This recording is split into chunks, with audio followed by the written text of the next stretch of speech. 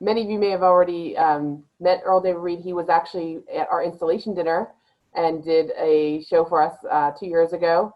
And he is known on the radio as well. Many of you may have seen him there.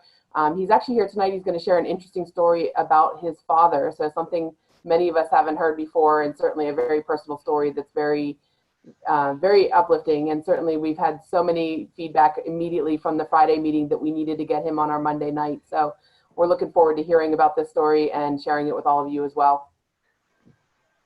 So Earl, we'll go ahead and turn it right over to you so you can get started. Oh, thank you so much. I can't wait for us to get to a point where we can all be in the same place again, if that's ever going to happen again. I'm not sure with everything that's going on. I was out today and I had a mask on, and someone actually came up to me and told me, why was I wearing the mask? I don't have to wear it anymore. And then I was out another time and I didn't have the mask, and someone told me that I needed to have a mask. So I think right now I'm just going to wear a skirt. So that ought to maybe just change up everything at this point. I'm not sure exactly what's going on in this world, but I will tell you this story, and maybe it'll give you a little bit of inspiration, because things aren't really as bad as everyone wants them to be or seems for them to be. It all depends on the individual who takes in all this news, all this input and everything that's going on a daily basis. You can do one or two things. You can let it just make you crazy, or you can just delve into yourself and find out what kind of a person you are, and just make the best of it and move on. I always practice being an individual. Being an individual always has helped me out in everything I've done in the past, whether it's stand-up or whatever. It's hard sometimes when you get with a group and have a group mentality, you don't find out who you really are. So until you're true to yourself, you're never going to be helped to any group. And we'll start there. So the story that I shared last time was about my father. And it's interesting enough, you live to be as long as you live to be. And I'm at this point, I thought I've seen about everything. I've traveled everywhere. I've Tonight Show. I've done all this stuff. And I have a really, really cool life. I'm really happy with the life that I have. And you go on in life and you think nothing else is going to impress you. You get to be a certain age. You think your best years are when you're a teen, or something's happening when you're a teen. And you go, I remember when I got my first car. I remember all this other stuff that happened when I was younger. And you always at that point think that life's never going to get any better and nothing else is going to impress you. I really didn't know my father. My father was killed in 1966. He was a staff sergeant in the United States Marine Corps. He was killed in Vietnam. My mother raised 3 kids. I was the middle child. My brother oldest, and my youngest sister. And it was a pretty rough time back then raising 3 kids. My mother will always be my hero, because I think I turned out pretty decent to this point. And at that time of your life, that's when everything's formative. You can go in different directions, and without a father figure, it's rough to raise any kids or a full family. Does not necessarily mean a mother can't do it, because my mom was probably one of the strongest people I've ever met. I think what I learned just last year made it pretty interesting for me. Like I said, my dad was killed in Vietnam. And as a grown-up, I really didn't know too much of my dad. I just knew that when I was younger, that there were artifacts that we had in the trunk, stuff that we had at the house, with the memory of my dad and different things. And as I got to be older, I became more curious on my dad and his life. My dad was a staff sergeant in the Marine Corps, like I mentioned. We're talking about the 60s. He had one of the craziest platoons that were around.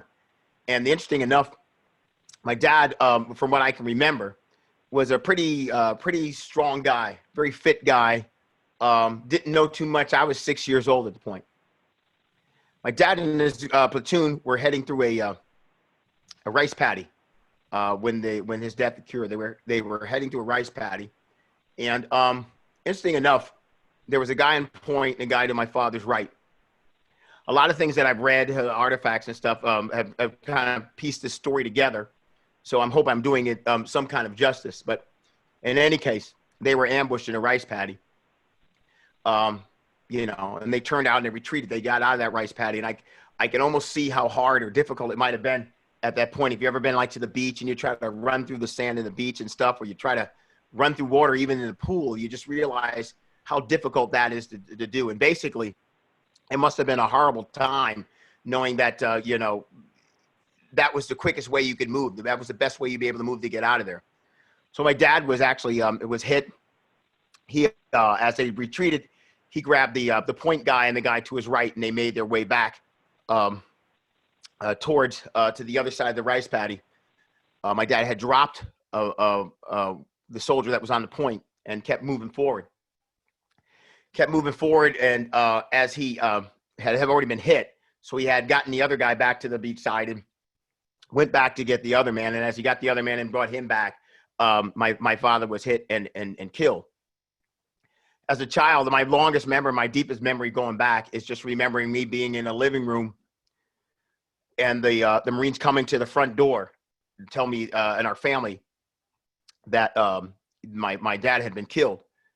And the only thing I can remember from that day was myself, my brother, my sister was really young, and then it was my great-grandmother sitting in a chair in the living room, and I could still see the seating. I know exactly where everyone was sitting. And I just remember them coming to the door and how dressed in their uniforms and how intimidating they all were. You know, as a small child, it was just such a sight to see. And after telling that to my family, my mother began to cry. And it was the first time, and not the last time that I saw my mother cry, but initially the first time. A lot of times after that, she's cried in joy. My mother was the kind of person that for some reason I always felt like she looked after me the most. I was the one on the middle that she was worried about. I told a story one time, and getting back to this other story, but my mother and I had to fly to LA. I did a commercial for Comedy Central, and they were using comedians and their mothers in the commercial. So my mother was really excited and everything to go out there and everything, but relatively nervous because she didn't know anything about the business or show business or anything. And they were just going to run tape and see if they could get a good 60 seconds out of it to make a commercial. So we were talking, and I was doing this whole dialogue and everything. And I ended with something like, word to your mother. And my mother's standing there and she goes, I'm Earl's mother, and that would be word to me, and they loved that. And we just kept it. So my mother was really excited because we went back. She had made a commercial, and that made her a part of SAG. So she started getting checks from Screen Actors Guild because she had been in a commercial. And this is the kind of person my mother was. So she took all these checks and she kept getting them and getting them and getting them. There were residual checks. My mother passed away in 2005. One of the artifacts that I found from my mother were all the checks that had been cashed but put in an account because she wanted me to have the money. She saved all that for me to have because she was like, I always worried about you. I never, I didn't think, I always thought that someday that you would need this. And that was one of the things I got. My mother died. When she died, she had no bills or anything like that. And I just remember the house and this envelope that had this money in it, which I thought was really cool. So the first time I just remember my mom crying was there. And at that point, for some reason, I just was trying to make her laugh. I knew she was so sad, but I was trying to make her laugh. And I think maybe from doing the stand-up and stuff, I think maybe that's where it all kind of started, because even when I perform, my goal is not necessarily just to run out and do it and get paid, but it's to actually evoke an emotion like laughter. Because even in the times today, it's one of the emotions that you'll always need, never goes away, and it always works. Getting back to my father had been shot and had been killed. And as I said, the soldiers had come to the house. I didn't know too much more than that. I just knew as a young person growing up that my dad was a Marine. And because he was a Marine and because he was killed in Vietnam and he was military, all of a sudden we would just get all of this kind of respect from people that didn't even know us, people that were just like, hey, your father was a good man. And as a young person, I was like, wow, I didn't know my dad knew all these people, but I didn't realize it was a kinship. It was a brotherhood that brought everybody together. Years after that, I would go to the Vietnam Wall and etch my father's name off of the wall. There got to be a point where they had this podium at the end of this wall, if you've ever been there in DC, and you can turn the pages and find your person's name and then find that name and it matched up with a number you went on the wall, and you would put it and write it up on the wall, etch it off of the wall. Years went by, it became more digital. People would vandalize that book that had all the pages in it. They would tear the pages out and everything. So they kind of went virtual. And I remember being able to go online because I was able to etch my father's name. You pick out the name and they would etch it and they would send you it from off the wall. Also, because in this day and age now, we've gone into the social media and everything. They had actually they had a wall for each soldier up there, and people could leave messages and everything else like that. Leave a message on there, and there were people that were like, "Hey, I never met you, but thank you for your service." They'd be very just grateful people on this whole thing. So fast forward to last year, I was playing Las Vegas, the Tropicana Hotel in Las Vegas. And every show, I always give a salute out to the military and stuff. It's like, hey, you know what? Thank you for your service. Thank you for taking care of us, And, I stop in the middle of the show, and we're going along, laughing and everything. And I just do that, take that time to be thankful. And I have the people stand. In Las Vegas, everyone's standing up. There's a whole bunch of people that night for the first show that were military or former military. And as the applause died, they all sat down, and one guy stood up and he says to me, "Hey, Mr. Reed, I just wanted to say thank you. I've been looking for you for over 50 years. Your father, Louis J. Reed, was my staff sergeant, and he saved us out of that rice paddy that day." So now, the show stops to the dead halt because people are just looking. I know the story. This guy knows the story, but no one else says the story. So I didn't know what to do because now everyone's just sitting there with their mouths hanging open. He says, your dad actually saved our lives, because I mentioned my father had been in the military. So I walk off the stage and give this guy a hug. And now the crowd is they're just amazed. They're laughing, and there's as nervous laughter, and they're standing and they're clapping, they're applauding. And I don't know how to get the show back. So I don't even remember how I went into some kind of funk and ended up getting the show back. I'm not even sure exactly how that worked. But he says, "You know what? I'd like to talk to you at some point after the show." So I said, okay. I said, "We're going to have lunch the next day. We're going to go out there. There's Trader Joe's. We're going to go to lunch and have lunch." And that was the first show. I had to do another show. Second show, the stage manager, or actually the vice president, co-owner of the hotel, comes up to me and he says, "Hey, Earl, are you former military?" And I said, "No, why?" He says, "Because when you're on stage, you do this thing that's called a knife hand. And all my staff sergeants used to do this thing called a knife hand, this motion like this. And it's something I do all the time when I'm staging, and I never even knew it. So it was kind of weird because I've actually believed that at some point I picked up some kind of trait from my father. But the story even gets better than that. We go to lunch the next day. He's sitting there, and around his neck, he has a chain, and on the chain is an old AK-47 bullet. He has that bullet. He goes, "This is one of the bullets that, I was pulled out of me that day, and I want you to have it." I said, "I can't take this because you've been carrying this your whole life, and I believe it has a meaning to you, and I'm really flattered, but I believe it should stay with you." And then he leans into me and he goes, "Earl, I have something to tell you about your father," which at this point could be just about anything. He says, "It's funny watching you do comedy." He says, "Your father had no sense of humor at all. He was the toughest guy, the hardest guy." He says, the times I've gotten in trouble is when I sat there and tried to make your father laugh. He goes, "I'm not even a funny guy. I just wanted to see him laugh." And those are the one time that he got into trouble. Incidentally, I was performing in Big Sky, Montana, that following February, which is this past February. And he lives in Big Sky, Montana. So he came out to this show and brought all his friends. We're at the Big Sky resort. He says, "You got to come up to my house and afterwards, and we're going to hang out at the house, and we'll talk, and we'll just do a couple of things." He has this house off the side of Big Sky down from the resort. It's like about 100 and something acres. And the interesting thing is he says, "We're going to go snowshoeing." Now, I've never been snowshoeing before, and I don't know if anybody else has, but snowshoeing has nothing to do with first of all, the object of the snowshoe is you're on deep snow. I mean, I didn't realize that till the snowshoe came off, and I was waist deep. So I didn't realize that. So we were walking through these woods, going through these trails, and we're walking there, and he's kind of looking through and everything. And then at one point, he actually stops, and he turns around, and he says to me, he goes, "All these years later, I am leading another Reed through the woods, and I'm just as proud today as I was that day." And so the whole thing that I got out of that was interesting. I mean, that happened probably in a whole 4 or 5 month span that all happened. I never really knew my father. I just knew at some point from talking to this gentleman, Robert J. Torter, that my father really never gave up. And from that point on, it was kind of a mantra that I took on. And I figured it out. I tried to figure out, why did this come into my life? Why did a higher being just interject this in my life at this point? And why did I need to know all this? And then I realized something. You know, there's times I get down on myself, and there's times I don't think I can go further, you know.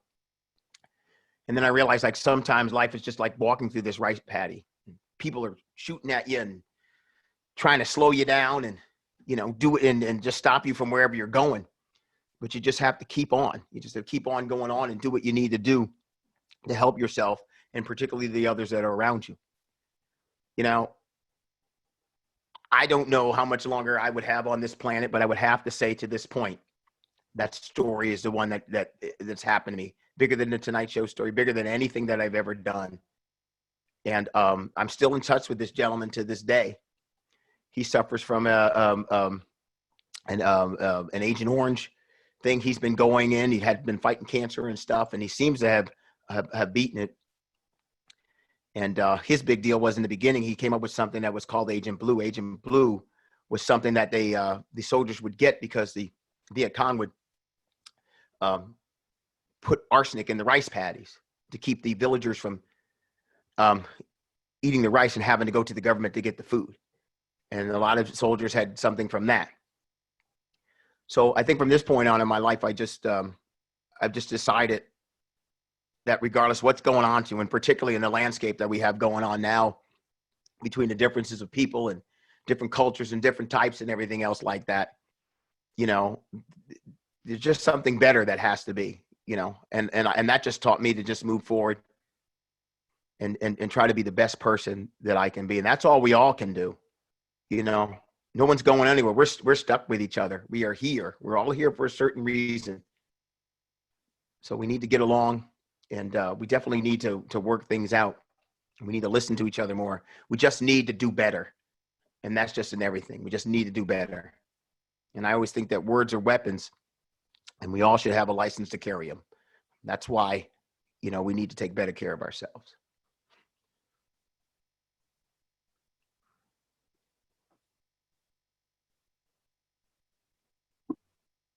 Earl, one of the things that you had talked about the Friday that you spoke was the difference between strong and tough. And I thought that in describing your mom. Yeah, my mom was a strong woman. You know, everyone wants to be a tough guy. Everyone wants to be that tough guy. You see the tough guys in the movies and everything like that. I think it's better to be strong. My mother was a strong person. A strong person can adjust to anything. A strong person doesn't wear a costume. A strong person doesn't have to show that they're strong. They become strong when they have to act upon it. Strong always, tough always seems like a certain style. It comes with a costume. It comes with an attitude. You know, sometimes it's just better to be strong. Strong is a little bit more rational. It thinks things out. My mother taught me that too. She says, you don't have to be the toughest person in the room. You should just try to be the strongest. And that'll take care of just about anything. Strong people make rational decisions. They think before they act. Sometimes tough people believe that tough is a physical thing, and they react that way. And that's why there's a lot of problems. My mother was a very, very smart, intelligent woman. She taught us at a young age that we had to respect people for who they are. We didn't get caught up into colors or religions or lifestyles or anything else like that. She said, you're just limiting yourself if you do that. And the strong person has an understanding about everybody they meet, you know, be strong enough to know the people that are good to you and strong enough to know the people that are bad for you. And that's basically what she had taught us. And that thing has stuck with me forever too.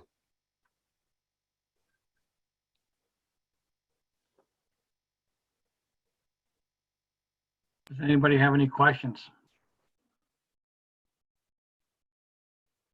Don't forget you're muted. I have one. Earl, I've seen you perform several times in different venues. And I am amazed at how you read a crowd and are able to pick on the right people to help your show. I've never seen it backfire. Has it ever backfired on you before? It did once. And it only did once. It's only because the person came there with a bad attitude. You know, this guy was a tough guy. He wasn't a strong guy. You see, when I was, I have pictures of me on my website, and one of my idols that I got to meet finally before he passed away was Don Rickles. And Don Rickles was just a wonderful man and just a sweetheart of a guy. You've heard his act, and I would probably have a lot of problems in a culture like today. But, you know, when you go in there, we have to laugh at, you know, I make fun of people. I make fun of myself. It just brings us all down at the same level that, you know what, none of us are perfect, that sort of thing. Usually what happens is if I sense someone is not into it, it's usually the younger people. See, the good thing about getting older is this. Once you learn to give up being cool, your life gets so much easier. The right people gravitate towards you. If you need to meet a woman or something like that, she'll finally like you for who you are. You know, being a cool guy is exhausting, you know, but the young people don't know that, okay? So if they come to a show like mine, you know, they all feel like they have to protect something, like they have a certain dignity that they have to protect. You know, that's why with my audience, I kind of like it 35 and up, you know. I don't want your kids. I don't want your 20-year-olds, your 18-year-olds and everything else. Let them go and play on the internet, you know. I don't, you know, I don't have to have that. And I think we have to learn to laugh at at each other. Now, having said that, I do have someone that comes with me to a show, and he's a big dude, and he's like a 9th degree whatever, and chops stuff in half, if that ever happens. But listen, it's telling, you know, I'm telling jokes, folks, you know. Even if you get upset with me and you want to beat me up, you know, you're beating up a comedian, for goodness sakes. You know, that doesn't look good on anyone's resume. What, are you going to fight a mime the next week? It's like, you know, you know, people need to just learn to relax and enjoy themselves. It's never really backfired because I have such a professionalism with it over the years that people have an understanding of it. And most of us, you know, we laugh at ourselves. I mean, I wouldn't do that to anybody without being up there and making fun of myself with it too. So I know that Laval's been in therapy ever since the beating you gave him with that shirt. But well, listen, he shouldn't have wore that. That's not my fault at all. You need a fashion consultant before you come to the show. But that was a lot of fun, and you guys have a sense of but you're adults. I think when grown people come to a comedy club, I truly believe that it's it's an escapism. Like I think that because let's say you worked all day, or let's say you got a mortgage, or you have this, or the kids are making you crazy something. It's an escapism for like an hour. It's like an hour of you being able to get away and say, hey, you know what? Let me just put this to the side. Not forget about it, but let me put it to the side for a while and let me enjoy myself. I find out a lot of young people don't have those problems. Their biggest problem is, oh my goodness, you know, I couldn't get Wi-Fi, you know? And so when you're a grown person, you have some actual things. I think it's an excellent escapism, you know, to be able to come out and see a show. Earl, do you play anywhere like consistently, or you bounce around? You mean like different towns? I'm always I do a lot in Las Vegas. I really have a good time in Las Vegas. But like here, I had a show that was scheduled in September for the Strand in York. And we're actually talking about that because, you know, they want to move that to the spring. If you follow me at Earl David Reed on Instagram and then Earl David Reed on Facebook, and it tells you pretty much everywhere I'm going. What I like about my page, if I may say about my page, is it's tell you where I've been and where I'm going. I don't have any political statements. I don't have any things like that because I'm not that smart. And it's when you put that kind of stuff out there, people go, okay, here's what this is. Like, you know, people say, well, can you make jokes about the president? Sure, I can. Okay. But I don't want to split my audience. I can make fun of everybody in both sides. I mean, it's there. And there was a time where you could make fun of political figures and no one cared. But now everyone's sensitive. They say this side's snowflakes, this side. And in the comedy world, pretty much everyone's snowflake. So, you know, the other night I performed for the first time after 2 months, and I jumped on there and I said, listen, I'm going to do a joke that's going to separate the room and then bring it right back together, you know. And I did this, and I don't know why I was doing it. And I did this Trump joke, which I won't repeat. You'll have to come see me. And it was funny. And then I said it again. It was funny for one side. And then I said it again with a different ending. It was funny for the other side. I said, you see how easy that is? That's how it's supposed to be. We're supposed to be able to come in here and be able to have a good time and hear things and realize there's no harm to it or anything else like that. I'm usually around, like I said, I'll be in the Strand. I don't know when that would be for here locally. A lot of things that we're supposed to do in the spring are getting pushed to the fall, so I'll probably be all over the place. I know next month I have to go to Rochester, New York. One of the other things I do is in August I do the order, the national order of the FOPs, Fraternal Order of Police. I do their Pennsylvania conference, and I do their national conference too. And you know, you get a room like at the conference where you had 2,500 policemen in there, and that was a lot of fun, you know. And it's so I do a lot of different things, but I just love performing. The live performance is the best part. I don't know if anyone likes to be on stage, but it's definitely the best feeling in the world. Well, the police could use a good laugh right now, but I just wanted to thank you for your sacrifice, the ultimate sacrifice your family made on behalf of us, and ask you, what is your perspective, and how can we're not professionals, and many of us shy away from speaking in public, much less being on stage. But how can we use laughter to heal? Because we sure could use it. That's a good question. I think people have to be open to laughter. Like, you know, sometimes you go to a comedy club and there's just some people sitting there waiting to be offended. We've come to this point now where people wish to go there and laugh, and there's some people that are waiting to hear something they don't like, you know. And I don't know how that is. If we lose the ability to laugh, the ability to laugh at ourselves and just laugh in general, if we lose that, we're done. We're done. We've you know, it's going to be more confining than staying in your house for 60 days, more confining than wearing a mask, more confining than you know, all the other tension that's in this world. I think we definitely need to do that. And that's why I think even when this is all said and done, not said and done, but when we go into our next phase of going back out and living, I think a lot more people will be going to find that emotion, to evoke that emotion. You know, it's you know, I have on my wall in my living room, there's kind of an etching up there that says laughter is the music of the heart. And every time I look up there and I see that and I go, you know what, that's true. That's what's going to make you get through to that next level. You know, I mean, if people are ready to argue at any moment, you can always find an argument. Don't do that. Just, you know, just find some way to just enjoy yourself, whether it's, you know, company of good friends, but it's very important. I mean, if you don't, I mean, just think about it. Just think about if you laugh today at all. Just think about if you laugh today or even smile today and what made you do that. And just think if you don't have that option of doing that anymore, if you just walk around upset and mean and everything else like that, you know, the happy people don't get the ulcers, you know, they don't get all the tension, you know, that they don't get all the anxiety. It's the people that stress out and that are mad about stuff. That's what that happens to. That's your reward for that. Earl, what was your favorite show? Now, besides where you met the gentleman from your father's platoon, do you have an absolute favorite show or venue that you ever did?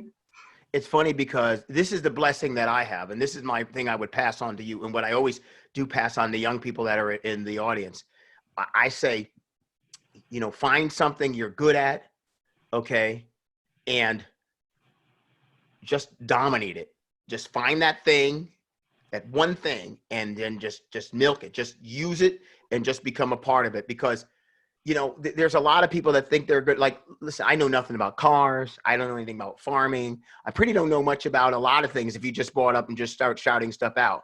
But I know how to perform. And the reason why I do that, I learned that. And so now, to answer your question, it's like there's shows that are great. I never, knock on wood, I never have a bad show. Most of my shows, I would say a good 85-90% of my shows in the standing ovation, because I'm actually living it. It's a part of me and I'm doing what I like, and people can sense that. You know, you ever go to a restaurant and you have a waitress wait on you and go, boy, she's really good and she's really into what she's doing and she really likes the job that she's doing. And then on the other hand, you might have gone to some place and you know this person just like can't wait to go home. But when whatever signal you give off of what you're doing, that is what people are going to grasp on. That's what they're going to pick up on. So I would have to say they're great shows. I was at the Keswick Theater outside of Philly. That was great. And I love the Whitaker Center here in Harrisburg. The other one would be Eichelberger down in Hanover. But a lot of great theaters that are all over the place. Dixie Theater in Apalachicola, Florida, which is on the Panhandle. It does it from coast to coast, from place to place. There's no better feeling than getting on that stage, knowing that I'm going to go up there and do something that I'm good at, One of the things that years ago, Dennis, you were the entertainment at the foundation dinner that Dennis had put on. And Dennis said, hey, I'm going to get Earl David Reed. I'm like, oh my gosh. I said, can he tone it down for some of these people that are going to be there? And it was awesome how you tailored your comedy or your presentation to that particular audience, just like you did when we did the installation dinner. So well, first of all, Dennis Zubler, I'm trying to remember how many years I've known him, and it's at least 15 years. I was just trying to figure that out. It has to be at least 15 years. Just a great guy, and just has always been a wonderful person towards me. So he's just amazing, just an amazing guy. But here's the other thing about comedy. Comedy always looks dangerous from the outside looking in. It just looks dangerous. When anytime you think of comedy, the first thing people do is, oh boy, what's the language going to be like? And and that's the first thing. But a true professional, assesses the audience and gives the audience exactly what they want. See, a lot of comedians will go out and they say, listen, I probably got, let's say I have 30 jokes. Well, I don't care whether it's I don't care whether it's the theater. I don't care if it's the E-Town Rotary. I don't care if it's the comedy club. I'm going to give them all these 30 jokes and hope they go well. Okay. Well, in my world, I go, okay, well, guess what? The E-Town Rotary, okay, I know it's not going to be the same kind of flexibility and latitude, and there's nothing wrong with that because I'm a professional and I can adapt to it. I could say a couple of things. If you go outside your house and you accidentally slam your hand in the car door, we're not going to get darned. So we're all not that pure, So we're not that pure. So we know that. So we start from there. So it's like being able to adjust to your crowd. If you don't go over on them, it's never the crowd's fault. In my eyes, it's always the person performing, because people think they're going to get blasted out of there with some foul language, whatever. It was weird because when the first time I did the Fraternal Order Police convention, that was outside of Philly for Pennsylvania. It wasn't a national one, it was for Pennsylvania. And as soon as they announced me, I went up and a couple of couples got up and left. And because they thought that they were going to, oh boy, here we go. Now, first of all, I don't know why someone would hire someone to do an act that those people were thinking about as such a wonderful event where they were honoring the police and fallen officers and things like that. And I remember after doing that show about 2 weeks later, I got an email from this police officer who didn't have to send me this at all, but sends me an email saying, hey, listen, I'm the guy, my wife and I and the other couple, we were the couple that got up and left when we started because we didn't know what we were going to get. And the other, our other officers had told us, oh, you missed a great show. It was fine and everything. So he sent me that message just to apologize for leaving the show. And I was like, hey man, you do what you have to do. But I truly believe that if you're a professional at this, it's not a one-trick pony. You'll be able to adjust to everything that's in front of you. And I've been performing that way for a long time, where I just started to deal with what was in front of me, because then it makes it more personal. You're more interested because it's you. You have a vested interest.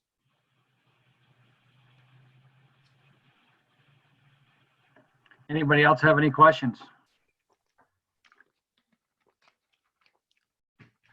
Earl, thank you so much for your time on both meetings. It's been wonderful. Please, no problem. Who's Thomas Layball? What is it? LeBall, is it? Thank you, Thomas. You see the shirt picture he has out at the bottom? Can you see Yes, that? I saw that. Oh, but it's funny because I really, like I said this before, I really do love the E-Town, and I love the E-Town Rotary. And I tell you, if the radio station hadn't moved, I would still be there. My doctor is Dr. Gilhool for family practice. He is there. He's there, and I go see him all the time. And it's funny because he says, "Oh, I can't believe you ever left this town." And I mean, I love it. I mean, I love the town, and you always seem to be doing something right. And I know Tyler Smith and actually John Smith, two reelers that were over there, and I just think it's a wonderful town. And I wish I could, you know, in another world, be back there instead of I'm out here in Lewisberry, which is between Harrisburg and York. It is definitely York County, but it's me and deer at this point. I wanted a place that was quiet, and I sure got it. So that's my fault. So. All right. I appreciate it. Thanks a lot. And the other thing too is if you guys have any charities or anything that you're going to be running, or any fundraisers or anything else like that, don't feel free to reach out to me, and we'll be able to get a hold of them and maybe give you a couple of shout outs since they're charity things on the radio. And because we're try to help as much as we can. Thanks a lot. Appreciate it. Thank you very much, guys. Have a good week, everybody.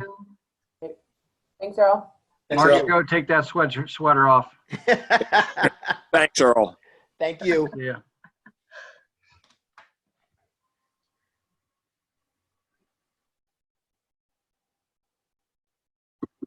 You ringing the bell?